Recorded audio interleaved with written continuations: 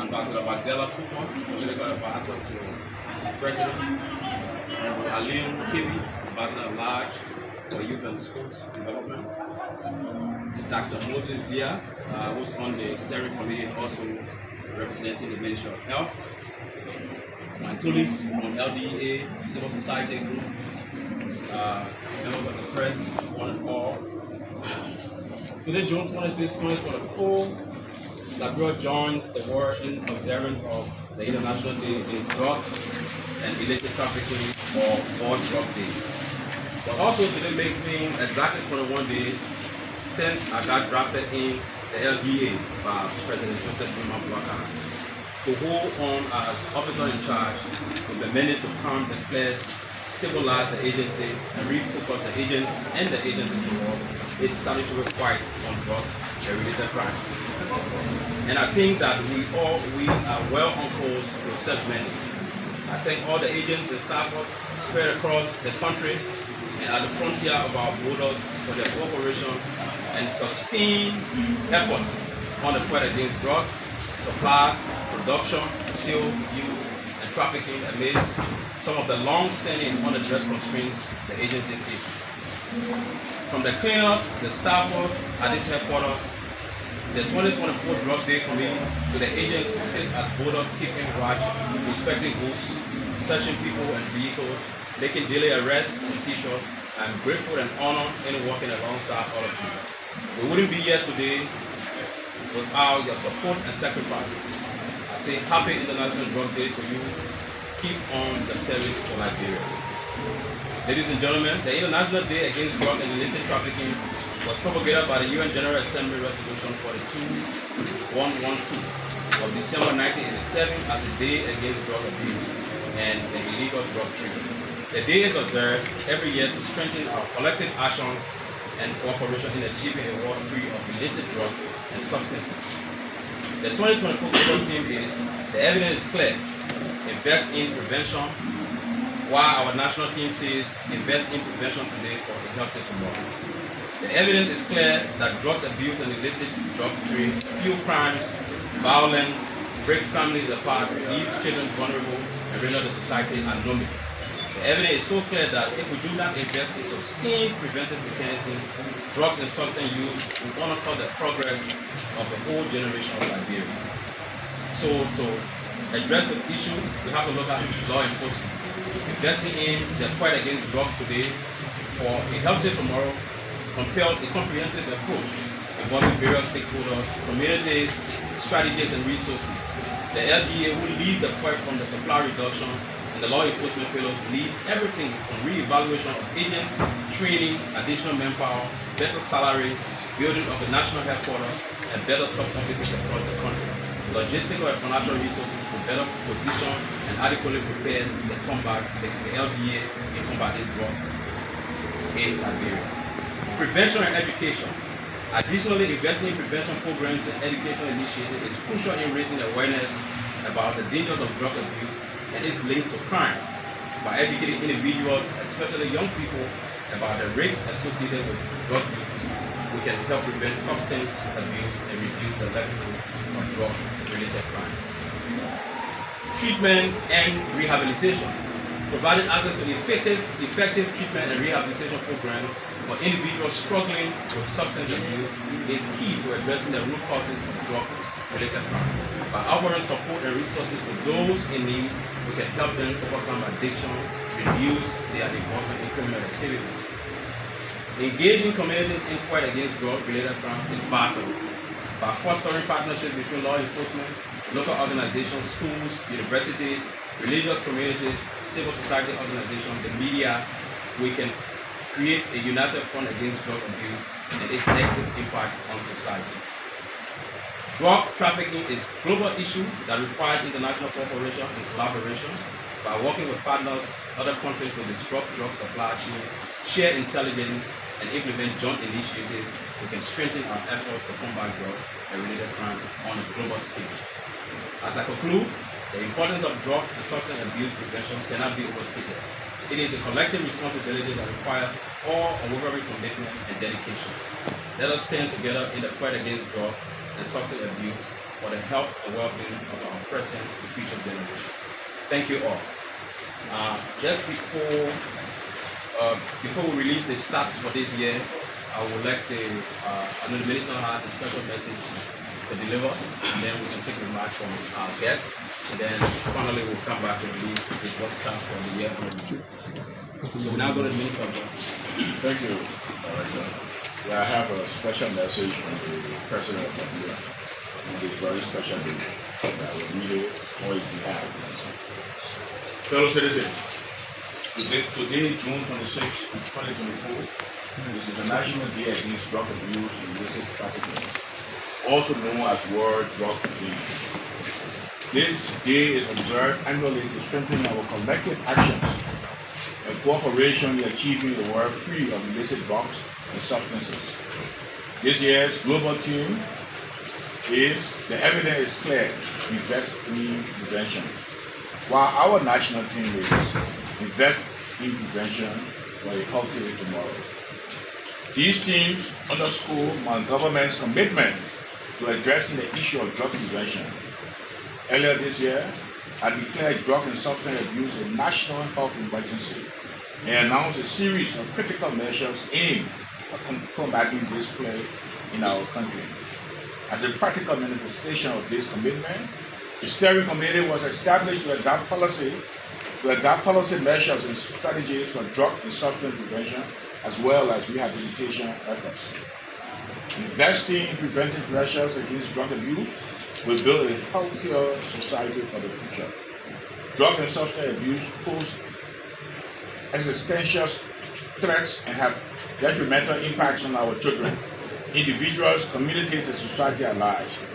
Illicit drugs fuel crime, violence, and instability, creating a cycle of destruction that is hard to break. It tears families apart, leaves children vulnerable, and causes communities to struggle with the aftermath. Our government will continue to invest in prevention programs and educational initiatives to raise awareness of the impacts of drug use and its nexus to crime. By educating individuals, especially young people, about the risks associated with drug use, we can help prevent drug and substance abuse and reduce the likelihood of drug-related crimes. As we observe this year's World Drug Day and reflect our national theme, invest in prevention for a healthy tomorrow, my government will continue to support the Liberia Drug Enforcement Agency to strengthen its administrative and operational capacities. The LDA leads efforts to prevent the inflow of drugs into Liberia by combating drug trafficking, distribution, and dismantling drug networks. Additionally, the Ministry of Health, through the Steering Committee, is leading efforts to adopt a holistic approach to demand reduction to rehabilitate and reintegrate drug users. Fellow citizens, the fight against illicit drugs and substance abuse is crucial for securing the future of our children. I call on high schools, colleges, universities, churches, mosques, parents, families, community members, community-based organizations, and our local and international partners to join the government's efforts in investing in prevention for a healthier Liberia. I thank you. Message from the President, Your Excellency, President of Liberia. So we take a comment from the Minister of Health that leads this effort of rehabilitation, then we'll come back. I bring you one greeting from the Honorable Minister of Health, Dr. Louis Sankoto, who also extends a profound regret of not being here due to some very compelling engagements keeping her involved at this moment. The Ministry of Health, as we know, leads the task force on this fight and remains very committed to the process. As we speak, the Ministry of Health, through its oversight, is concluding the final review of a national work plan that we're trying to incorporate with the One UN approach. As we may know, the One UN had some initial document program earlier that had been used or that was going to be used. So what we are doing at the moment is to incorporate this final document, which is expected to be out as early as in a week or two. But also, the Ministry of Health remains committed in engaging and investing into prevention. Evident by that fact, the Ministry of Health has been very much involved in primary prevention, and we've been engaged in massive health awareness in schools, in churches, in the communities, and we engage in media. Similarly, as the LDEA has been doing to also give some preventive messages. So on behalf of the Ministry of Health and the Honorable Minister whom I represent today, we reaffirm our commitment and our leadership, and together we are committed to the task of preventing drug abuse in Nigeria. Thank you very much.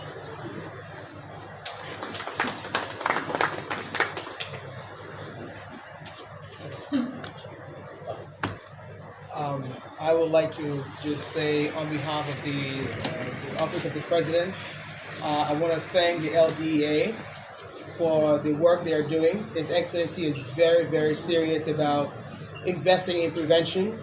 The Minister has said it all in the President's remark, so I don't have much to say, but I also like to thank Minister Tuet for his commitment to working in collaboration with LDA so that we can clean our country of this harmful drugs that we have in our country that destroy our young people. We cannot afford this. If we're going to fight for a better Liberia, we have to clean our streets of drugs.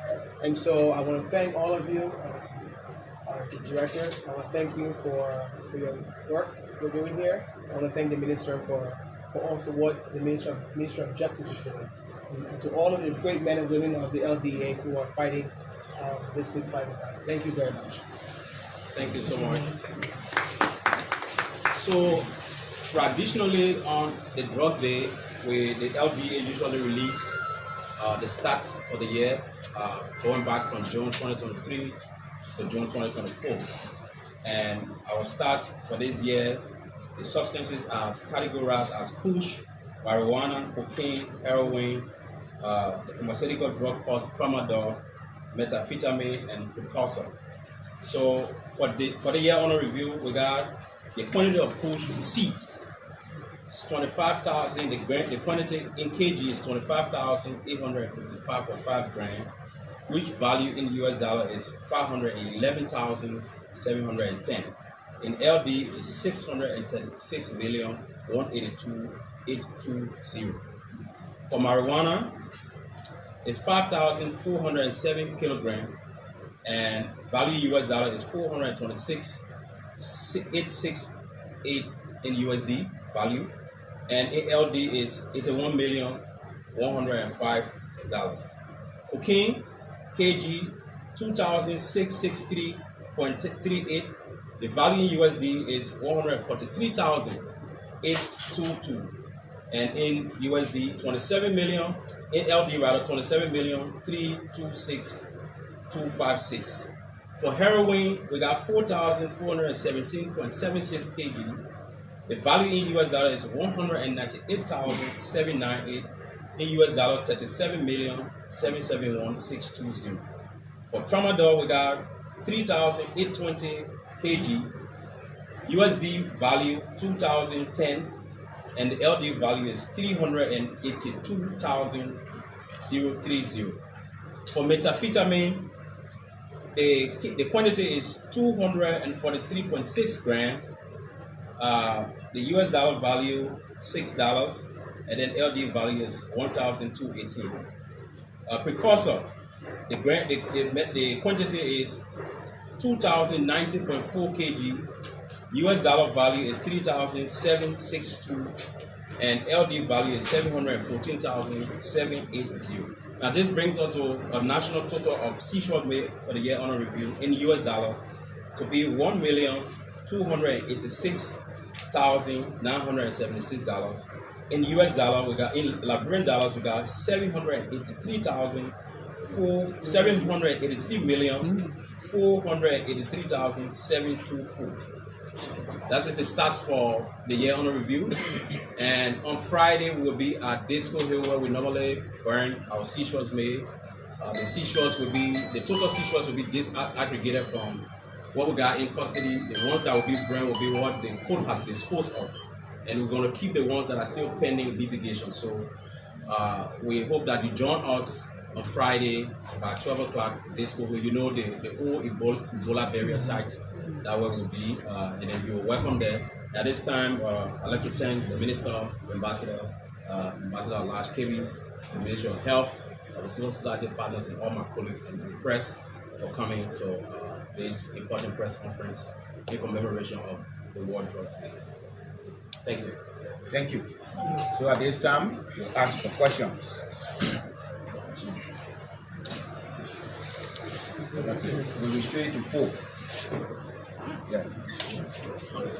A couple of questions. I'm Obadiah Johnson. I work for Front British Africa newspaper.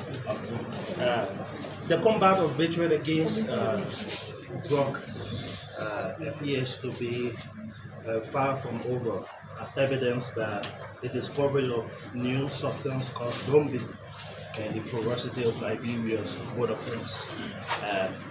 What mentions are you taking to ensure that you work with relevant authorities of the Liberian government to mount the border points of the country? There has also been this mounting call for LDA agents to actually take the drug test and submit their test to the authorities here. Can you speak to that also, whether or not it has been done? Are you talking about the collective fight against drug? But there are evidence that the LD is divided. One side, we have some Caliban faction and the Abraham Command faction. How will you combat against drug trafficking since in fact there is a reported division within the Liberian Drug Enforcement Agency? Thank you. Another question? Thank you. So firstly, we want to respond to the issue about zombie. I faced this question whenever I appeared before you. I was at NICA last week. It came up. I would like to clear the air that there's no drug in Liberia called zombie. Our partner, UNODC, ran a couple of tests. We've identified no drugs. What was being described at the time on the program had the interview was the after effect of methamphetamine, the way it treats you. So it was the description given. So for example, you see a drunkard, the way he walks, you say he's drunk. So that's what they say. It treats you like zombie, but there's no drug internationally and locally called zombie. There's no drug. And border security, yes, there are concerns about border security. A lot of border areas are porous. The LDA has logistical constraints. So what we want to look for in the future is to do more partnership with the neighboring countries. Currently, we're in touch with the LDA director in Sierra Leone, and then we're trying to build that relationship with arbiters and Guinea. But one of the things we need to do as a government and as an entity is to invest in technology. For the areas that we don't have manpower to man, we can invest in drones. And of course, if you invest in drone, you need a control room for the single contract.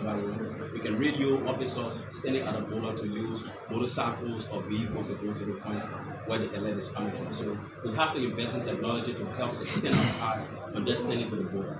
But so far, with all the challenges, the officers at the border, they're doing well. Recent weeks, we saw a couple of arrests and seizures being made at the Sierra Leonean border. And I want to clarify too, because the Sierra Leoneans are concerned that the press carry our release as if we are indicting the country.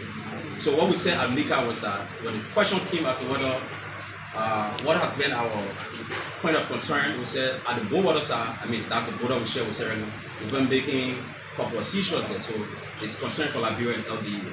The way to solve it is to continue to work with the joint security arrangement and cross the border and go and meet our counterpart and see how we can have some sisterly collaboration to put our efforts together and prevent the inflow of drugs to our country. Drug tests, yes, we do support that. We believe that the officers, including ORCs or Director General, all should be subjected to drug tests. Unannounced drug tests, we should be subjected to drug tests because we ourselves have to be clean before we can go out apprehending people for the sales or the use of drugs. So it's something that we're going to support. It's something that we're going to make part of our code of conduct. And if people are found positive of taking drugs, we will take action on it. And then on the division. Well, since October, DA as ORC, we have not seen any division with the staff was yet. We're working with everybody to ensure that the president's mandate is upheld, that the place is, remain calm, and the officers continue to do their work. So regarding what happened before I came here, I think the executive mansion can speak to that effectively, but as an institution, we do not have division. Next question. Yes. Yeah. Thank you, sir. I'm Sylvester Chropro. I work for the Spoon Network. I'm concerned about the exact figure that you just announced in both USD and the LD. Of recent, the LDA has become one of those offices where the entire country looks at. How did you derive out of these figures, knowing fully well that there are previously there were divisions? So the public wants to know exactly whether you work with them. How did you get the figure? And now talking about destroying all of the drugs, that you confiscated previously. How did you get all of these figures? So we have our offices that are working across the country, and we have our legal office. The head for legal sits here. So the arrests and seizures are made in the other counties, in the 14 counties, as well as Montserrat County. And so we have in our lab, we have testers provided by UNODC, and we have scale. So if we do a seizure, for example, if we seize cocaine, we put it on the scale, and then we do the measurement out of a kg or in gram. And that way we also have the street value. We can multiply that street value by the number of kg of cocaine that we found. We do a projected amount. It's not an exact stuff, it's just street value projection. But indeed, we have scale and we do have testing kit to determine what particular substance we're dealing with. Because some of the substances, you don't see them from the face. You have to subject it to laboratory testing to give you what a particular product is. So my question is, did you get reports from the suspended, DA bosses? That's what I want to know. I can understand how you want to draw this into what we're doing here. Yes. The DA is an institution, even as challenged as it is. It's an institution of, we have records, we have officers who assign EDs, we have department heads who assign EDs, different offices that are doing the work. So even if you took me from year to day, it's still going to be functional. And so the records are there, and we can open it up to you, you can verify and see that we have people working, generating the records. Thank you. Any more questions?